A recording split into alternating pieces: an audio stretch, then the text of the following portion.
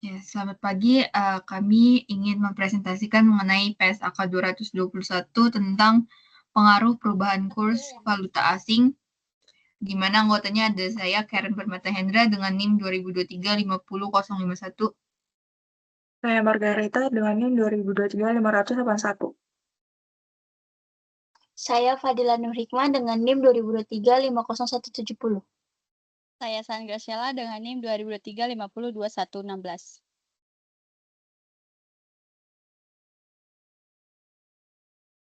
Baik, kita akan langsung mulai aja. Di bagian pertama itu ada tujuan dan ruang lingkup. Di sini dijelaskan bahwa tujuannya yang pertama yaitu untuk pengakuan transaksi dan kegiatan usaha. Maksudnya kayak gimana? Yaitu untuk menjelaskan bagaimana entitas harus mencatat transaksi dalam valuta asing dan kegiatan usaha luar negeri dalam laporan keuangan mereka. Lalu tujuan yang kedua adalah untuk pelaporan kurs dan dampaknya. Ini untuk menjelaskan metode untuk menentukan kurs valuta asing yang digunakan dalam laporan keuangan dan bagaimana perubahan nilai tukar mata uang asing mempengaruhi laporan keuangan. Kemudian ada ruang lingkup. Di sini ada 3 poin. Poin yang pertama yaitu akuntansi transaksi dan saldo dalam mata uang asing, kecuali transaksi dan saldo derivatif atau disebutkan pada PSAK 109 dengan judul instrumen keuangan. Kemudian poin kedua, menjabarkan hasil dan posisi keuangan dari kegiatan usaha luar negeri yang termasuk dalam laporan keuangan entitas secara konsolidasi, proporsional, atau metode ekuitas. Lalu yang ketiga, menjabarkan hasil dan posisi keuangan suatu entitas ke dalam mata uang penyajian. Next. Kemudian ada pelaporan transaksi valuta asing ke dalam mata uang fungsional. Di sini dijabarkan ada pengakuan awal dan pelaporan pada akhir periode pelaporan berikutnya. Transaksi valuta asing adalah transaksi yang didenominasikan atau memerlukan penyelesaian dalam valuta asing, termasuk transaksi yang timbul ketika entitas poin A membeli atau menjual barang atau jasa yang harganya didenominasi valuta asing. Poin B meminjam atau meminjamkan dana ketika jumlah yang merupakan utang atau tagihan didenominasikan dalam valuta asing. Atau poin C memperoleh atau melepas aset atau mengadakan atau menyelesaikan liabilitas yang didenominasikan dalam valuta asing. Kemudian pada pengakuan awal, transaksi valuta asing dicatat dalam mata uang fungsional. Jumlah valuta asing dihitung ke dalam mata uang fungsional dengan kurs spot antara mata uang fungsional dan valuta asing pada tanggal transaksi. Pada akhir setiap periode pelaporan, di sini ada beberapa poin yang dijelaskan. Poin A yaitu pos moneter valuta asing dijabarkan menggunakan kurs penutup. B, pos non-moneter yang diukur dalam biaya historis dan valuta asing dijabarkan menggunakan kurs pada tanggal transaksi. Dan poin C, pos non-meter yang diukur pada nilai wajar dalam valuta asing dijabarkan menggunakan kurs pada tanggal ketika nilai wajar diukur. Next. Kemudian di sini ada pengakuan selisih kurs. Selisih kurs yang timbul pada penyelesaian pos moneter atau pada proses penjabaran pos moneter pada kurs yang berbeda dari kurs pada saat pos moneter tersebut dijabarkan pada pengakuan awal selama periode atau pada periode laporan keuangan sebelumnya diakui dalam laba rugi pada periode saat itu.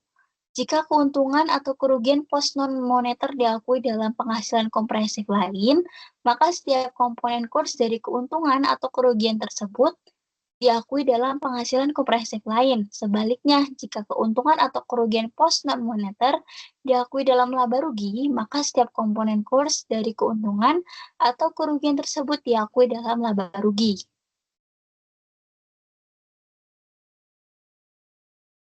Selanjutnya kita membahas terkait dengan perubahan mata uang fungsional. Jadi, mata uang fungsional itu merupakan mata uang utama yang digunakan perusahaan dalam menjalankan kegiatan usahanya sehari-hari. Misal, untuk menjual barang, membeli barang, ataupun mencatat biaya operasional. Nah, namun terkadang situasi perusahaan tuh bisa berubah. Misal, sebelumnya itu penjualan banyak dilakukan ke Amerika dengan menggunakan dolar. Tetapi sekarang mayoritas pelanggan tuh berasal dari China, sehingga perusahaan harus mulai menggunakan yuan. Nah, oleh karena itu, mata uang fungsional juga harus disesuaikan. Jika ketika terjadi perubahan mata uang fungsional, maka perusahaan tuh bisa menerapkan prosedur berikut. Yang pertama itu penjabaran dilakukan secara prospektif sejak tanggal perubahan. Nah, artinya itu perubahan hanya berlaku ke depan sejak tanggal perubahan. Data laporan sebelumnya itu tidak boleh diubah. Baru yang kedua, gunakan course pada tanggal perubahan untuk menjabarkan seluruh pos. Kurs yang digunakan adalah kurs pada tanggal perubahan. Semua aset, liabilitas, pendapatan, dan beban itu harus dikonversi menggunakan kurs pada saat perubahan dan dianggap sebagai angka historis baru. Baru yang ketiga, selisih kurs dari penyebaran kegiatan luar negeri tetap di ekuitas hingga pelupasan usaha. Nah, jika perusahaan tuh memiliki anak usaha luar negeri, maka selisih kurs yang sebelumnya telah diakui harus tetap dicatat di bagian equity, bukan langsung dimasukkan ke laba rugi. Selisih ini baru direklasifikasi ke laba rugi jika anak usaha tersebut dilepas atau dijual. Selanjutnya, penjabaran ke mata uang penyajian. Aturan umum jika mata uang penyajian tidak sama dengan mata uang fungsional, maka laporan keuangan harus dijabarkan. Jadi terkadang tuh mata uang fungsional itu kan berbeda dengan mata uang yang digunakan untuk menyajikan laporan keuangan. Misal, mata uang fungsional anak perusahaan di Jepang adalah yen, sedangkan induk perusahaannya itu menyajikan laporan dalam rupiah. Nah, jika terjadi kondisi seperti itu, di mana mata uang fungsional tidak sama dengan mata uang penyajian, maka laporan keuangan anak perusahaan harus dijabarkan terlebih dahulu ke mata uang penyajian sebelum digabungkan ke dalam laporan konsolidasian. Penjabaran bisa dilakukan dengan dua kondisi. Yang pertama itu jika bukan negara hiperinflasi. Yang pertama itu aset dan utang dijabarkan menggunakan kurs akhir periode atau kurs penutup. Baru yang kedua, pendapatan dan beban dijabarkan dengan kurs pada saat transaksi atau bisa memakai kurs rata-rata jika kurs stabil. Nah, yang ketiga ini selisih kurs dari proses penjabaran tidak dimasukkan ke laba rugi, tapi dicatat di penghasilan korporasi lain. Baru yang kondisi kedua, di mana jika mata uang fungsional itu berasal dari negara hiperinflasi.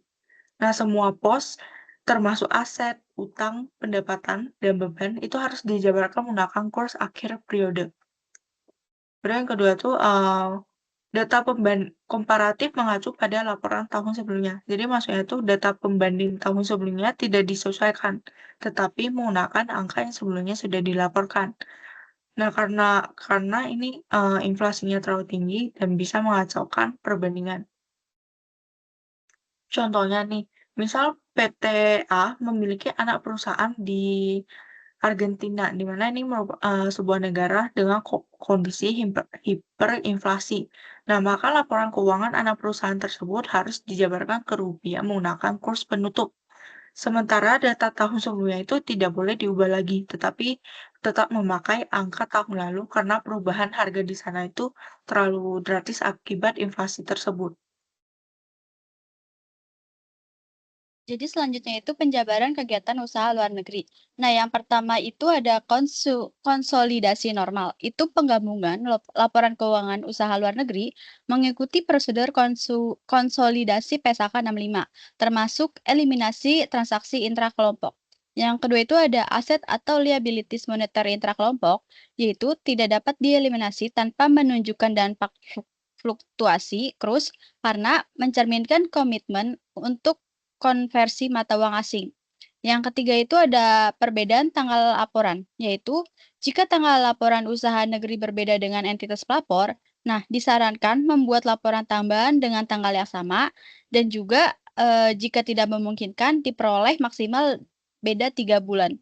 Nah, selanjutnya itu ada goodwill penyesuaian nilai wajar dan pelepasan usaha luar negeri, yaitu ada goodwill dan penyesuaian nilai wajar aset atau liabilities dari akuisisi usaha luar negeri diperuntukkan sebagai bagian dari usaha luar negeri tersebut.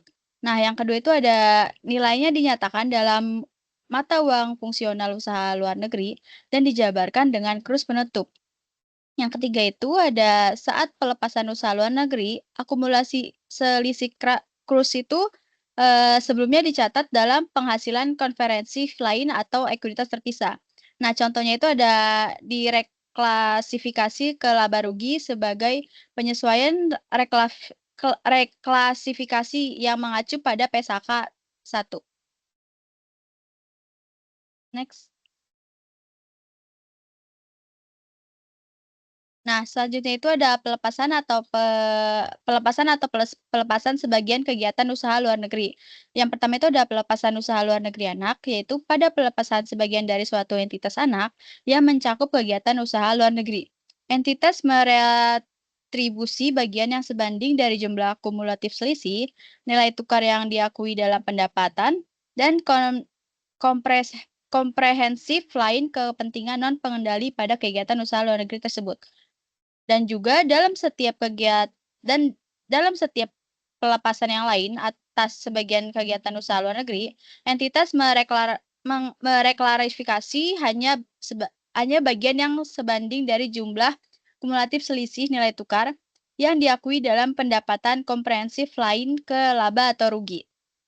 Nah, ada juga pelepasan usaha luar negeri, yaitu pada saat suatu kegiatan usaha luar negeri, jumlah kumulatif dari selisih nilai tukar yang terkait dengan kegiatan usaha luar negeri yang diakui di dalam pendapatan komprehensif lain atau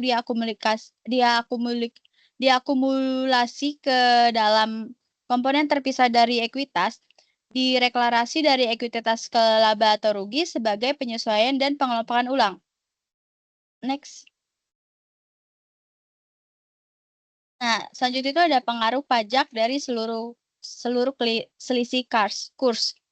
Keuntungan atau kerugian pada transaksi mata uang asing dan selisih nilai tukar yang timbul pada penjabaran hasil dan posisi keuangan dari suatu entitas ke dalam suatu mata uang yang berbeda memiliki pengaruh pajak. Nah, di PSAK 46 itu pajak penghasilan ditetapkan atas pengaruh pajak tersebut. Next. Selanjutnya ada pengungkapan perbedaan dan perubahan mata uang fungsional serta kepatuhan terhadap SAK, di mana paragraf 53 ini membahas tentang jika mata uang penyajian berbeda dari mata uang fungsional, maka fakta tersebut dinyatakan bersama dengan pengungkapan tentang mata uang fungsional dan alasan untuk menggunakan mata uang penyajian yang berbeda.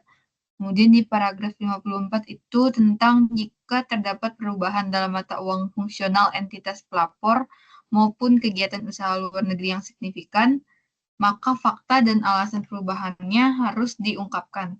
Kemudian di paragraf 55 itu tentang jika entitas menyajikan laporan keuangan dalam mata uang yang berbeda dari mata uang fungsional, maka entitas harus mendeskripsikan bahwa laporan keuangan tersebut telah patuh pada SAK yang berlaku.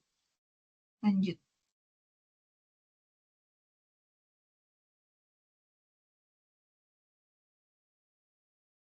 Kemudian ada pengungkapan selisih kurs pada paragraf 52, di mana entitas wajib mengungkapkan yang pertama itu ada jumlah selisih kurs yang diakui dalam laba rugi, kecuali untuk instrumen keuangan yang diukur pada nilai wajar melalui laba rugi yang mengacu pada PSAK 71. Kemudian yang kedua, selisih kurs neto yang diakui dalam penghasilan komprehensif lain dan diakumulasikan dalam komponen ekuitas terpisah dan diungkapkan rekonsiliasinya dari awal hingga akhir periode.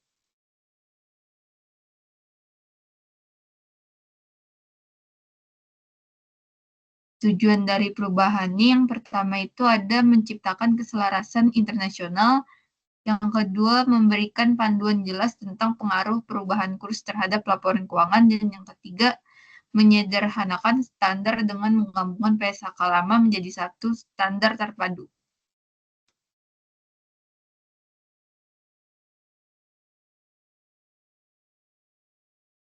Sekian presentasi dari kelompok kami, terima kasih.